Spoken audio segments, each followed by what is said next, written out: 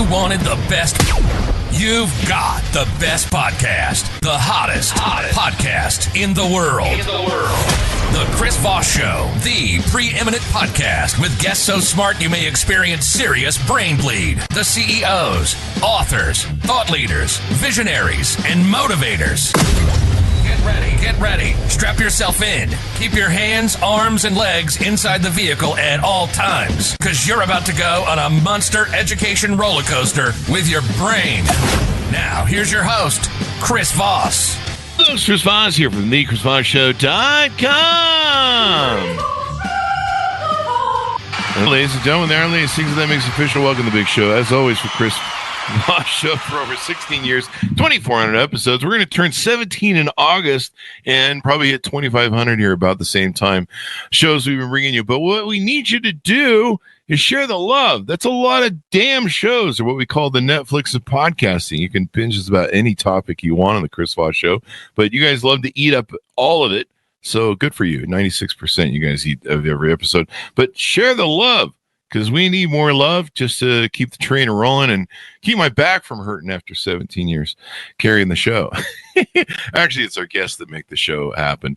So go to goodreads.com/Chris Voss, linkedin.com/Chris Voss, facebook.com/Chris Voss, and Chris Voss, one of the TikTokity and all those crazy places on the internet you can find us. Opinions expressed by guests on the podcast are solely their own and do not necessarily reflect the opinions of the host or the Chris Voss Show. Some guests of the show may be advertising on the podcast, but it is not an endorsement or review of any kind. Today we have an amazing young man on the show. We're going to be talking to him about his insightful journeys, his inspirational stories, and his latest book called The Process of Living. Thoughts, feelings, and actions.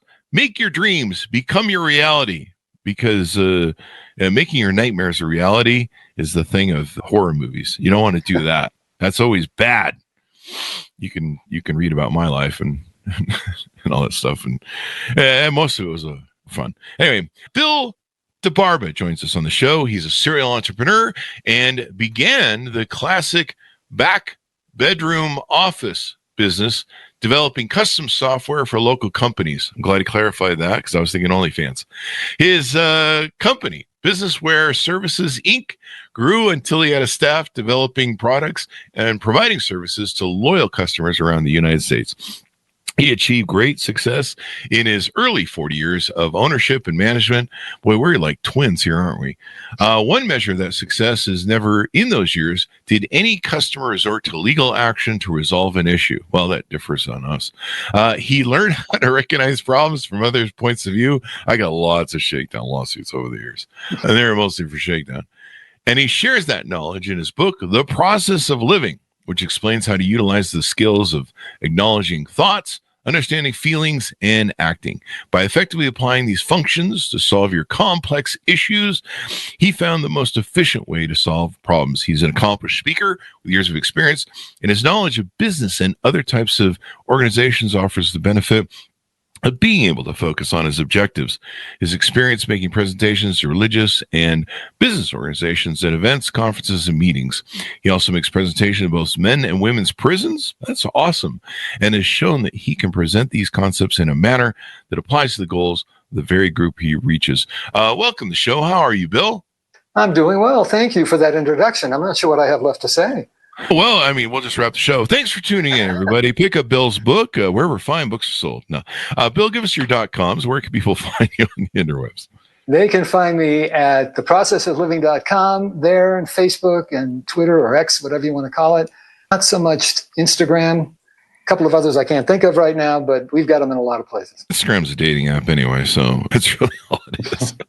It's a dating app, and I don't know, something for 10 to 15-year-olds to look at, just like YouTube.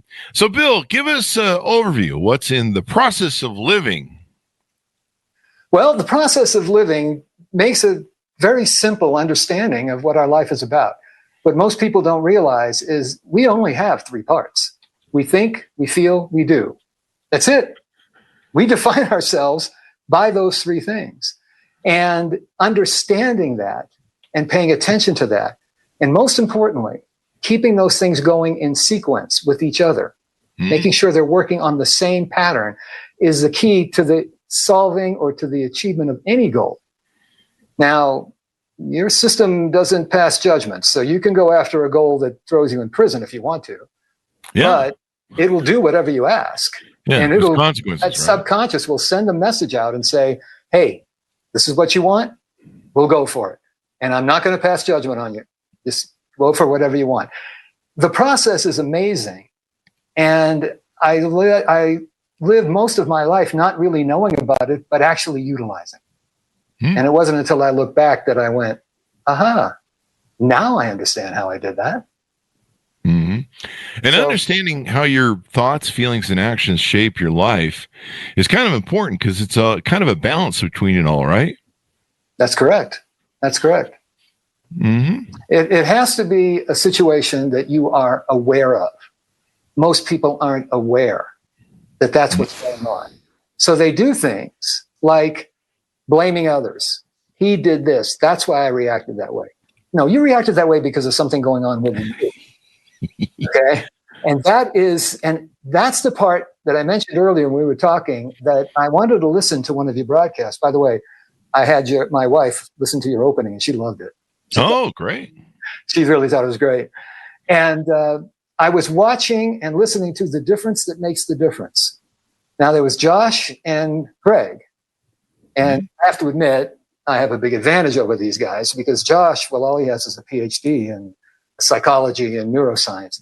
I have a bachelor's degree in mechanical engineering. So you see how much better I can handle that situation.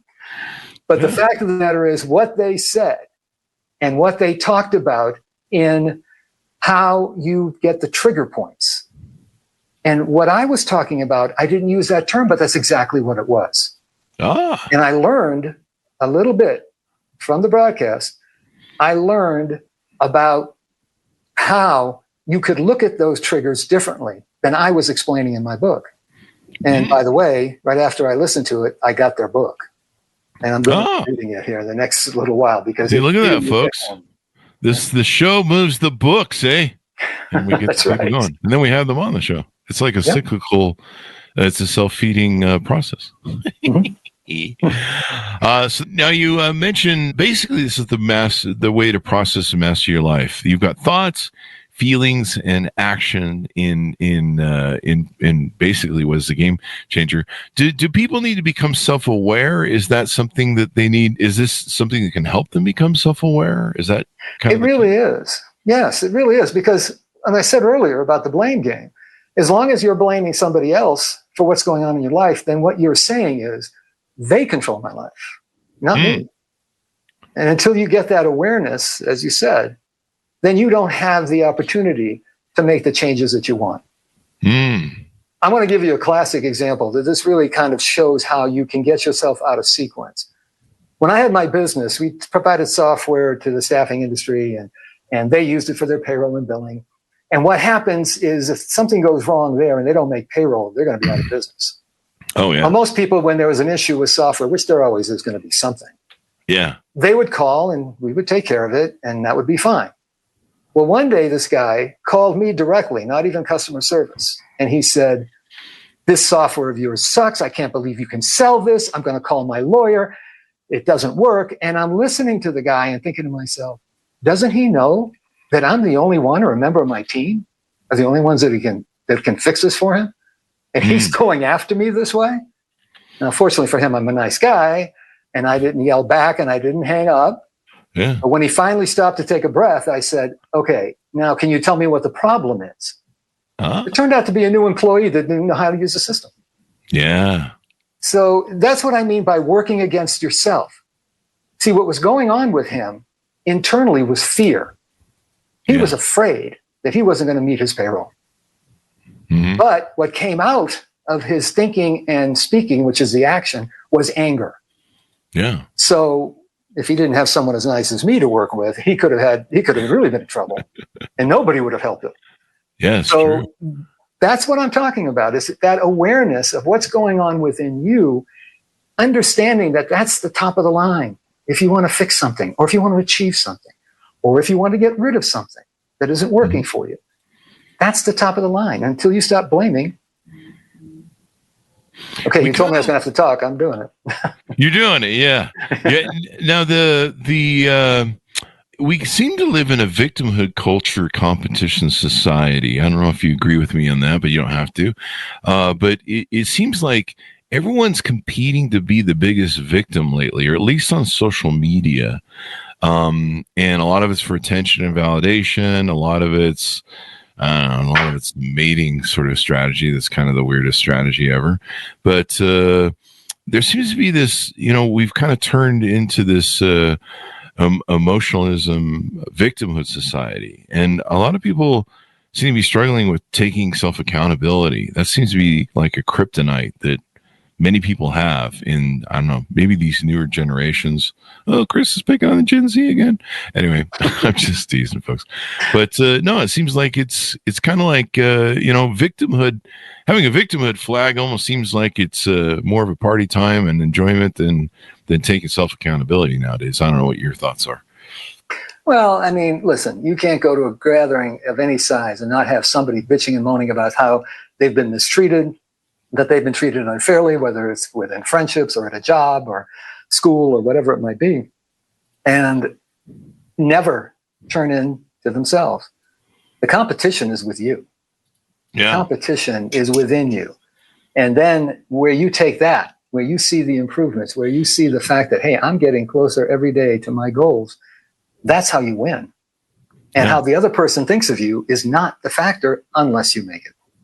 And plenty of times, like you said, they see the world through their rose-colored glasses, their issues, and a lot of times they're projecting onto you their problem, just like the example you gave of the guy who was freaking out and running in fear and attacking you.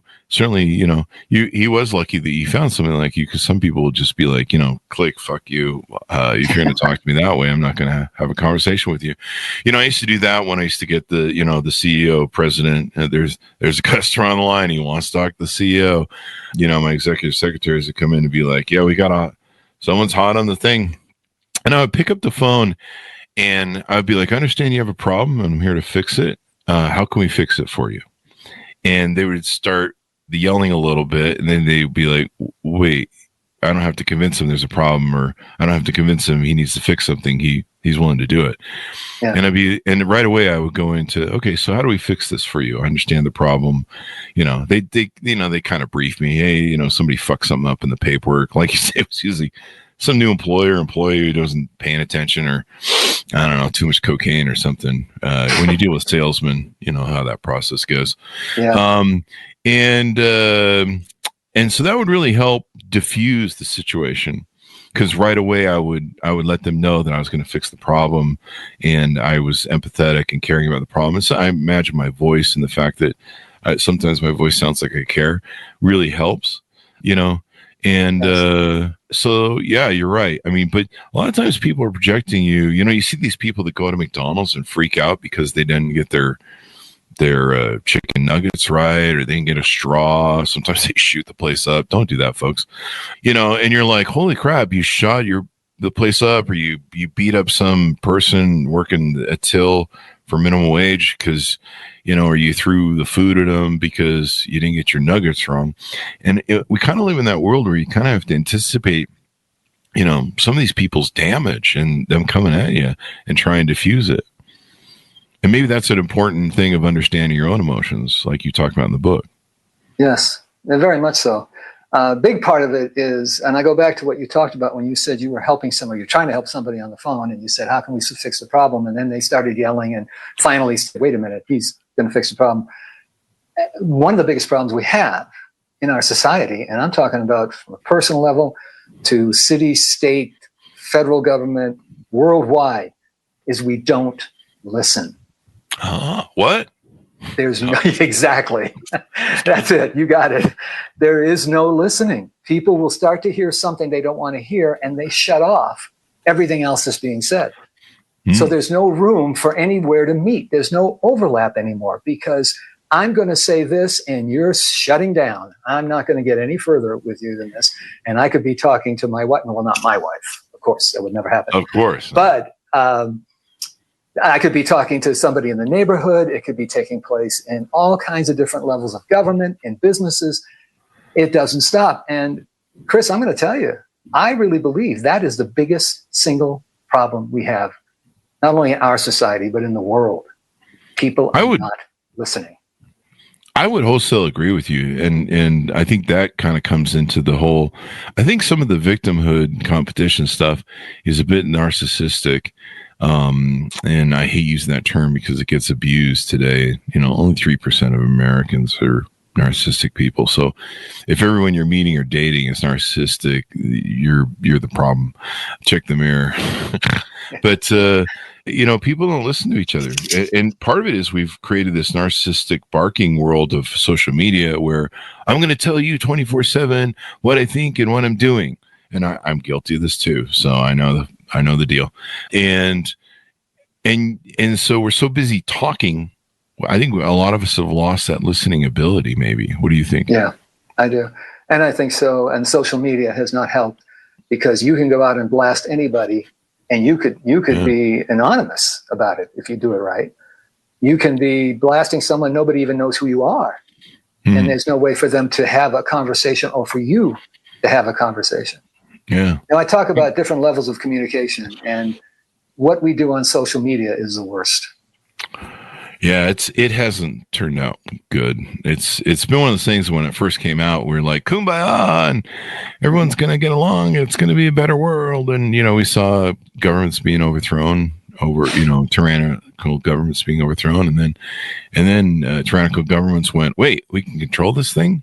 And there's an off button, the internet, and things change. And now I think it's had the biggest impact on women, and men. But the dopamine addiction that I see, where people are walking around with their phones all the time, and they can't set it down for 5 seconds. I mean, they can't. And you're just like, it's just like cell phone zombies just walking around sometimes. And it's the young people more than anybody else. Yeah, it really is. I feel sorry for them because maybe I imagine you, I'm not going to guess your age, but I know I grew up in a world where we didn't have the cell phones. All we had was mom would kick us out of the house every day to go adventure most of the day until dinner. And I don't know, we were throwing dirt clods against the house and chasing gophers and playing in the streets and I don't know, doing bicycling for hours and doing whatever it was that we did. But, we lived in this world without cell phones. I mean, I remember when answering machines come out. That's how old I am, kids. I remember, get off my lawn. Clint Eastwood, that's what I'm becoming in the end. And I remember, when answering machines came out, and it was such a novelty because you can actually leave a message. You didn't have to keep calling the stupid ass number. But yeah, it's a different world now. But you see people that are addicted to these phones. The other thing, it breaks our brains scientifically. The people we've had on the show have talked about this. Our brains are used to seeing 3D and gathering information from faces and people in 3 dimensions. And that's kind of how we listen to each other too, is taking in that data as well as the audio. But the 2D presence of the phone breaks our brains. We are not used to it, let alone the blue light and all that crap that hits our brain. Give us a rundown on your experience in life. You mentioned 40 years as an entrepreneur, as a serial entrepreneur. When did you start your first company? When did you get going? And how did that journey come about? Were there influences when you were growing up, et cetera, et cetera? Well, it was actually 40 years. Was that Did I say 40 or? You said 4. 4. I'm sorry. Just multiply by 10. You're right on. Probably having a hemorrhage right now. 40. No, actually, I go back to my youth. And I'm a first-generation American. My parents came here from Italy. Oh. I grew up in an Italian neighborhood in Lawrence, Massachusetts. I tell people all the time, I think I was about 8 years old before I realized there were people in the world whose last names didn't end in a vowel. I mean, I thought everybody was Italian. And you're going to tell me there's a religion besides Roman Catholic? What, are you kidding me? But the one thing that I was taught that wasn't as helpful as most of the rest was that, yes, you work hard. That's okay. You work hard in this world, especially immigrant parents. That's how they saw it. And nobody talked about how you feel. Nobody said a word about how you feel about it. Would you do this? The classic line. Would you do it if you weren't being paid? That wasn't discussed. You work hard, period, end of subject. So when I got my degree and I worked as an engineer for a while and then as a manager, and I was in my late 20s and I still knew it all. And I decided I want to start my own business, but I didn't have the money to live off. So my accountant said, we've got these guys who are ready to kill each other. They own a van conversion shop. Now, I don't know if you're old enough for this, Chris, but this is when in the 70s, the tricked out paint jobs and the foam floors and carpet and seats that looked like they belonged in the living room. And of course, there was a CB radio, you know. The CB radio, the breaker. And so that's what they were doing. Now, did I have any interest in this? None, not at all. However, it was a business that was being let down because of the people involved. I could learn about it. I could turn it around. I could get the money I needed to start my other business. No consideration of whether I liked it or not. Well, I was in for some surprises between working with a bunch of guys that were very good at their job, but I could have made more money on the commission on the drugs that were being sold back there. Okay. And then there was a recession that took place that hit the automotive industry. It's when Chrysler almost went out of business. That was another part. And then I was dealing with auto dealerships. Now, my apologies in advance to anybody listening that is an owner or an employee of an auto dealership. But if you think they're bad working as customer, you ought to try working with them as a vendor. Well, at the end of the day, the business went bankrupt within a year and a half. Oh, wow. And I was this close to being personally bankrupt. Mm-hmm. I was married to a lady at the time who was a teacher. We sold the house. We got a much more modest place. And what I really wanted to do was the computer programming. So I got myself a little computer. I sat up in a back bedroom. And this was in the days that you couldn't buy software for your business. You got basically word processing, spreadsheets, and some basic accounting. If you wanted software for your business, you had to have somebody write it for you. And that's what I wanted to do. And for some reason, I found the right people at the right time that challenged my knowledge enough so I would grow, but not so much that I couldn't do it. And what I learned from all of that is success is not just hard work. You've got to feel it. You've got to know that it's yours. You've got to know, again, that same line, you know, I'd do it if I wasn't getting paid, kind of a feeling. That's when you bring in the imagination. That's when you bring in the creativity. Hard work alone doesn't do that. Yeah. And that's how I learned how to be successful in business. Love what you do.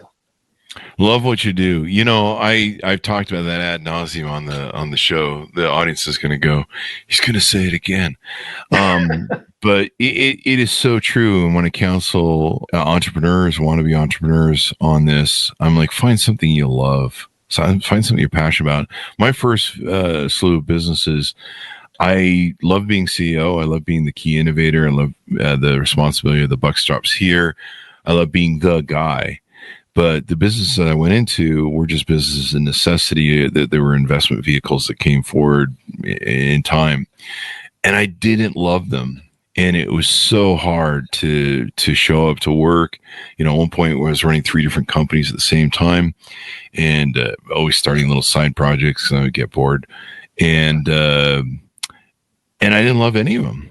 And it got really hard, and we made a lot of fucking money.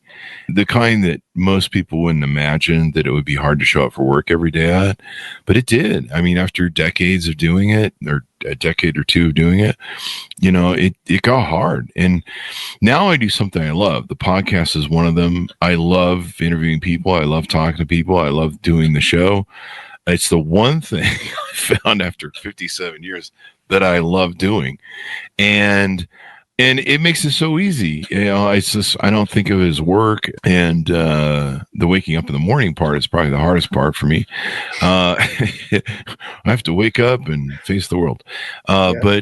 But no, you're right. That having that juice for something you love, you know, makes it a whole lot easier to wake up in the morning and do it. And I tell entrepreneurs, you know, they'll try and jam themselves into, well, maybe I should franchise Subway sandwiches or something. You know, there's nothing wrong with that.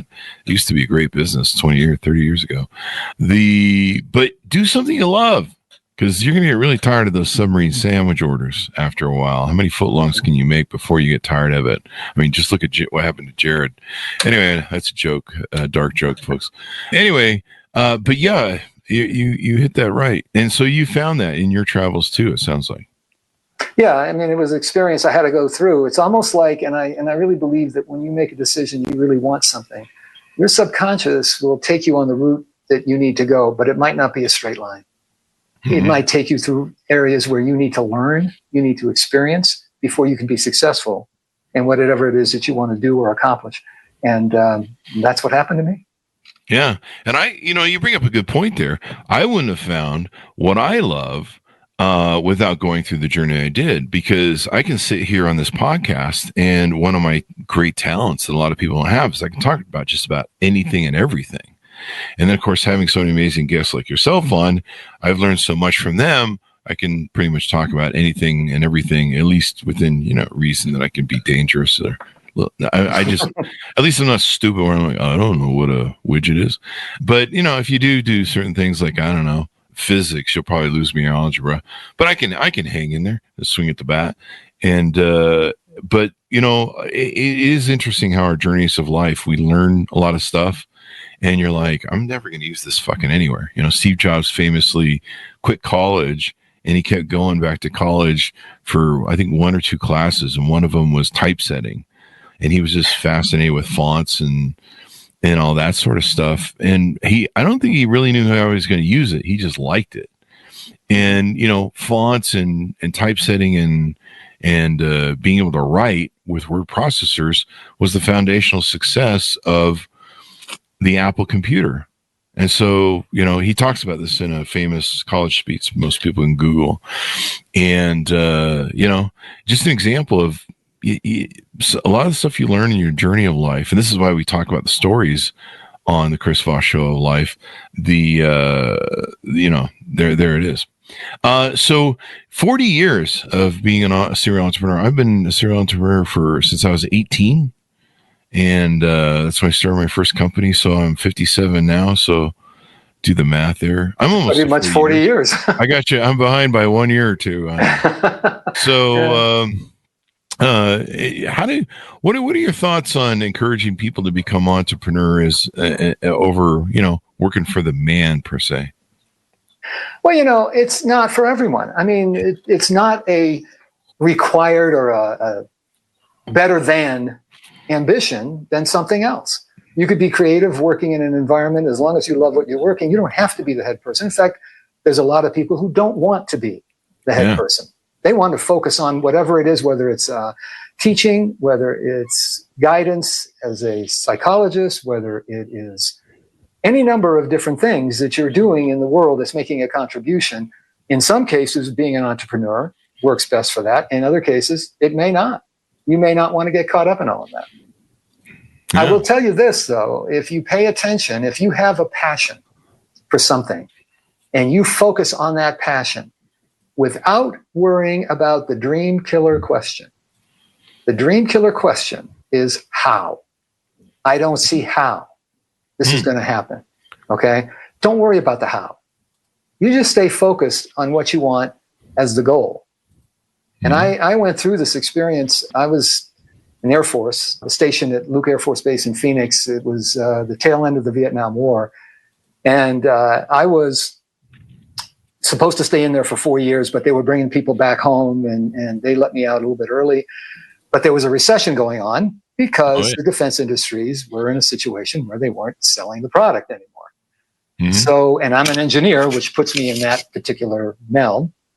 I couldn't find a job. So I went back to Massachusetts where I had a job before I was in the military, which they had to give back to me. Oh, really? But I said, oh, yeah. Yeah. At that time, if I went into the military and I came back directly, they had to give me a job. So I worked as an engineer in that area on some new technology, and they taught me it. I didn't ask for that department. They just sent me there. But I had a 5-year plan. I was going to gain some experience. The economy would shift back. I knew it would. And I was going to go back and start applying for jobs. Now, I knew I was going to be back here. I knew it. There was no question. And everybody who would listen to me, and even if they wouldn't listen to me, I would tell them, I'm going to be moving back to Phoenix. Well, I had been home 1 year, and I got a call from a headhunter about 20 miles away from Boston, the area that I was in. Mm-hmm. And he said, I want you to talk to these people. They might be able to use you. And I said, okay, why not? So I went to meet with them, and we had a meeting. And the first question they asked me, are you willing to relocate? And I said, well, that depends. What are you talking about? He said, well, the plant we need you in, guess where? Phoenix, Arizona. Yeah. Wow. 1 year, my 5-year plan, 1 year. I thought it was a coincidence. Now I know it isn't. I put the energy in, and the universe helped me find it. Talk to us about some of the offerings you have on your website, some of the things you do there. I know you do some speaking and some other things. Let's discuss some of those things people can take advantage of from you. I've got an area for video and audio things, which, by the way, this will join, and that people can listen to or watch. It has to do with the subject at hand for the most part. I also have a blog area where I've written a lot of things on a lot of subjects, some of which can easily be followed, some of which is an application of something into situations going on in our country and our world now, and trying to get that under control and have people. I tell people all the time, I grew up in the late 60s. I was in college at Tufts University in Boston, and Boston was a hot spot for all the revolt that was going on at the time, all the marches, taking over the administration building, all of that stuff that was happening. This was one of the hot spots. And then I'm thinking that, you know what? During that time, the Vietnam War was the big one. Everybody was protesting. But racism, sexism, gay rights, all of these things were big issues at that time. And I guess I feel a little sad that we're past a half a century beyond that, and we're still dealing with everything except the Vietnam War. Yeah. Yeah. So it's kind of frustrating. We just went talk about Vietnam and Afghanistan, I guess, and Iraq. So yeah. Although it's deadly, but still, nonetheless. Yeah. It's interesting. But you can obviously get the book there. I have a lot of information about it. I give you a place to hit if you've got a need or a desire to have someone speaking on these kinds of topics, which are becoming more and more popular to bring out. More than happy to take care of that for you. Like I said, everything from prisons to churches. We had an author on. She had written a number of books, and one day she was approached by a woman at a book signing. She was in line, and the gal told her a story of how her book helped her get out of prison. And she told the gal, she goes, "Yeah, we have like a group of us women in the women's prison, and we read your book and we make plans. We try to better ourselves so that we can get out of prison, stay out of prison," because they recognize the recidivation of prisoners. And she started speaking at prisons. She didn't realize there was whole groups that were built to read her book and stuff. And when she writes, she keeps a picture of that person in her prison jumpsuit that she gave her. And so she kind of writes to try and help people in that sort of same situation, or people that it helps motivate her to write because she sees something beyond herself and bigger than herself.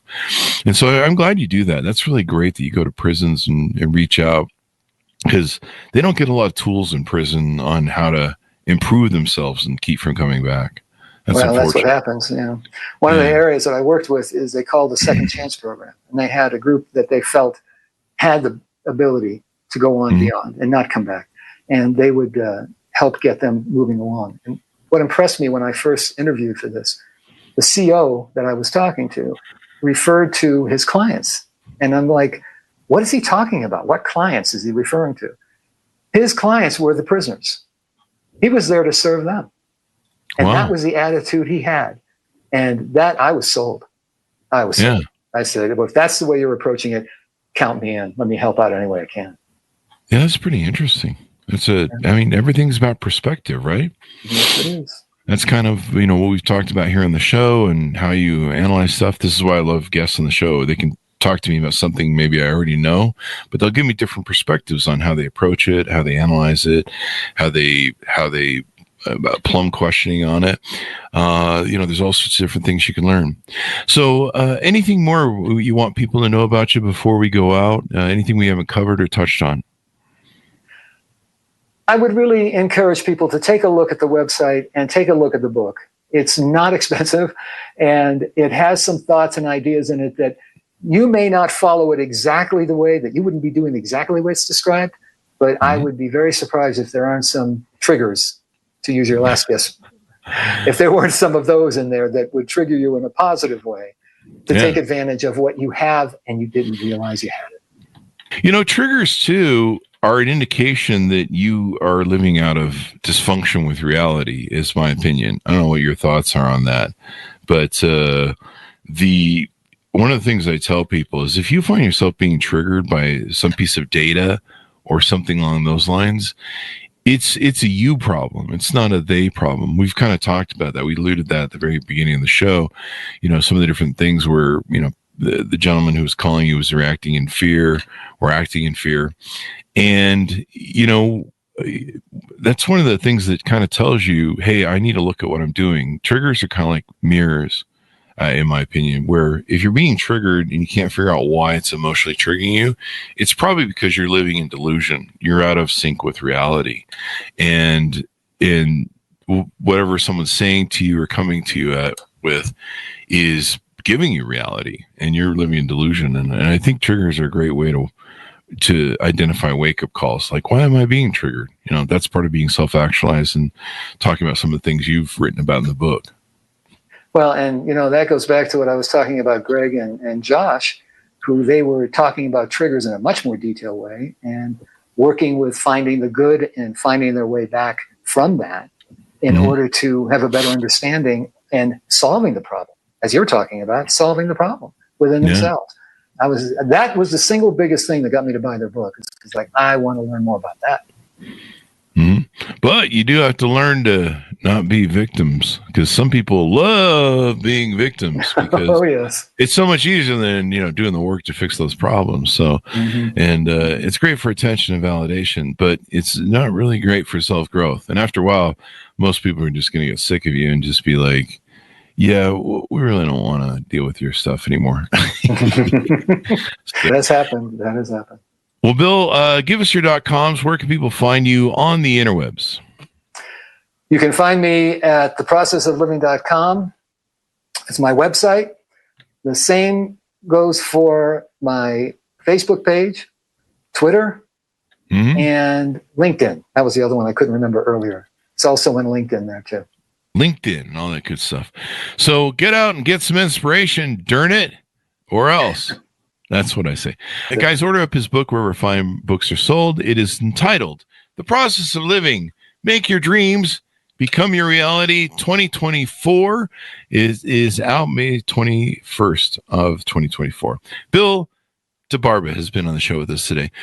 Folks, go to goodreads.com/Chris Voss, LinkedIn.com/Chris Voss, Chris Voss 1, the TikTokity, and all those crazy places on the internet.